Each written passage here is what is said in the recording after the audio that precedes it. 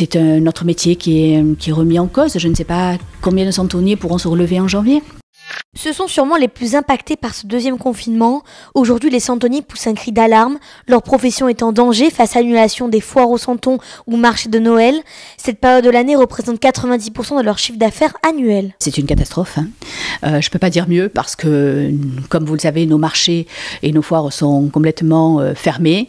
Donc du coup, aujourd'hui, c'est toute une profession qui est mise à mal, une profession qui est en train de mourir, sincèrement mourir.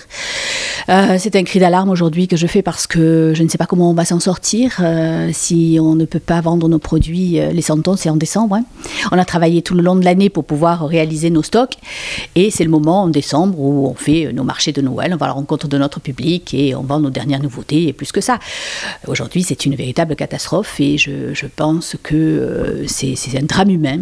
Je pèse mes mots parce que les familles, les centonniers travaillent souvent en famille, entre mari et femme, c'est notre cas chez nous, souvent avec des enfants, donc c'est au-delà du drame humain et au-delà du drame parce que c'est notre métier qui est remis en cause. Je ne sais pas combien de centonniers pourront se relever en janvier. Face à cette situation de désespoir, Florence a écrit une lettre à Emmanuel Macron afin de lui demander l'ouverture des foires aux centons, avec bien évidemment des règles sanitaires strictes. J'ai encore un petit peu d'espoir. Je me dis, bon, attendons les dernières mesures gouvernementales. On n'a pas de raison de ne pas pouvoir faire ce marché. Ces marchés d'ailleurs, que ce soit au Bagne et à Marseille. Si tout est mis, tout est requis et mis en place pour accueillir convenablement le public, on n'a pas de raison de nous l'interdire. Là, on met vraiment en danger une profession alors que tout peut être mis en place pour respecter convenablement ces règles sanitaires et, comme je le disais tout à l'heure, en plus en plein air. Florence et tous les centonniers attendent des réponses du gouvernement sur la tenue ou non